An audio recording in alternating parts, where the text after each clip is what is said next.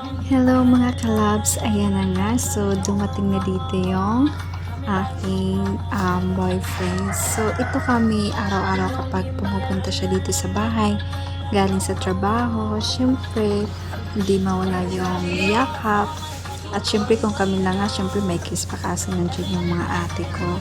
So, ayan na nga. So, pagkadating niya dito, kung ano yung pwedeng mamayunda, yun yung dinadala ko sa kanya. Nagkataon na merong tinanok o nilagang mais yung ate ko, si Ate Joy. So, iniwanan ko siya ng isa kasi malaki na, kahit isa lang. Super busog na busog ka na talaga kasi napakasarap. At ano kasi siya, yellow corn. Kaya habang kumakain siya, yun, tuking-tuking kung anong mga nangyari sa maghapon. Kinakamusta ko yung work niya sa maghapon, kung anong ginawa nila dun sa work nila. Tsaka ako rin tinatanong niya kung anong ginawa ko. Siyempre, busy sa tindahan, maraming customers sa GCash. Yun yung pinagkakabisihan ko dito. At siyempre, naglilinis ng bahay. At saka, yun, umalis nga ako dito kasi kukunin ko yung kwintas ko na nabigtas. Kumbaga na, ano siya, hindi ko alam, baka nasagin ng buhok ko. Kaya, ipapakita ko sa kanya kung kaya niyang ayusin. Kasi sayang, mabuti nga hindi na nalaglag kung saan saan. Buti na agapan ko at nakita ko agad na may diferensya pala yung kwintas ko. Ayan, so pinakita ko nga dito kung ano kaya niya ayusin, pinakita ko sa kanya. Ayan, so far hindi pala siya madali ayusin kasi iba siyang klase, hindi agad-agad makabit or maayos agad. Kailangan talaga ipaayos siya sa marunong sa mga paraayos, or yun nga, sa mga jewelry parang nauutal mga pasensya na. So yun nga, sa dun nga sa sentro ng Aruri meron dong paayusan, so dun ko na lang daw ipaayos, sabi niya. Kaya nga buti nga hindi nalaglag sa kung saan or sa kalsada kasi sayang. So ayan na nga. So minsan kasi nga kahit wala na kayong may topic or mapag-usapan, basta kasama ngayon siya, parang hindi ka naman naboboard. Parang kung ano lang yung mga random na maisip na topic, parang yun na yun, parang yun yung araw-araw yung ginagawa namin. So far hindi naman kami nagsasawa sa mga ginagawa namin kahit matagal na kami. So yun siguro yung kapag mahal mo yung isang tao, di ba? Parang hindi ka naman nawawalan, nauubusan ng mapag-uusapan. Hindi ka naman nagsasawa na kasama siya, nakausap siya, kahit nga wala kayong pinag-uusapan, tinginan lang kayo, upuan lang at saka tinginan hanggang maghapon. Parang natural na lang yun sa amin. Hindi naman kami sawa na palaging nakikita, palaging usap. So yun na yun, minsan nagtatopic kami sa mga future namin. Yun, pinag-uusapan na rin namin yung mga magiging future namin.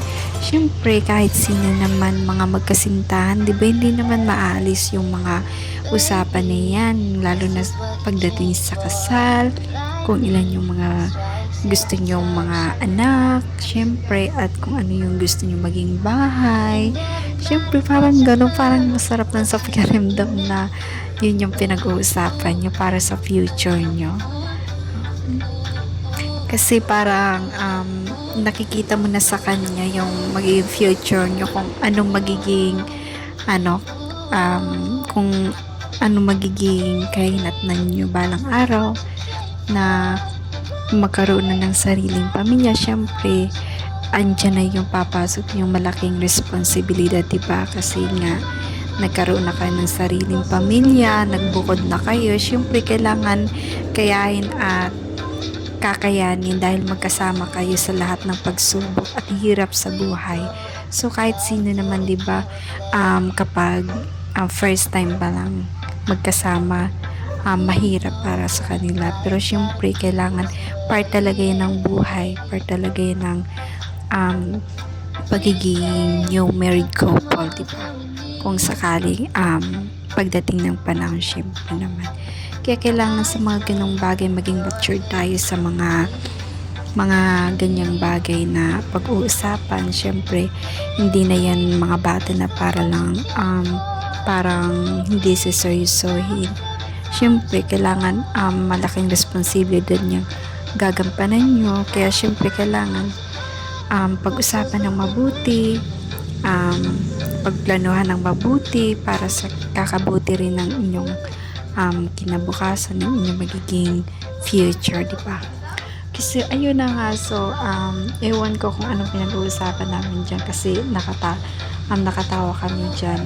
So yun na nga, ayan, so mapapansin nyo, di ba, ang tagal kasi ganun kami kapag dumadating siya.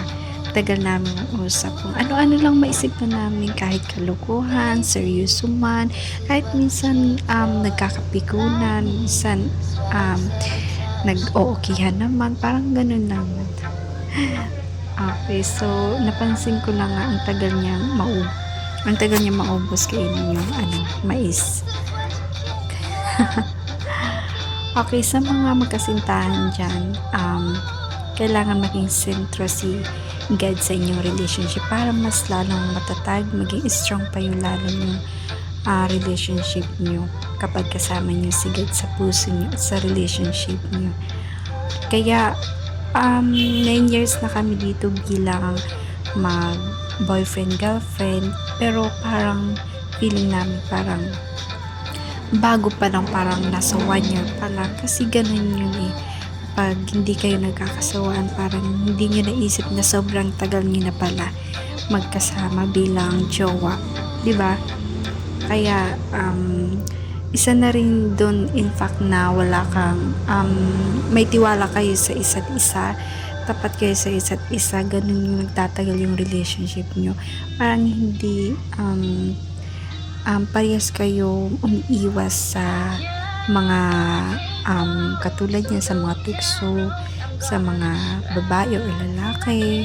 Kailangan iwasan nyo yan na alam nyo naman na makakasira o makakaapekto sa inyong relationship, diba? Kaya kayo kailangan pag-isipan nyo muna.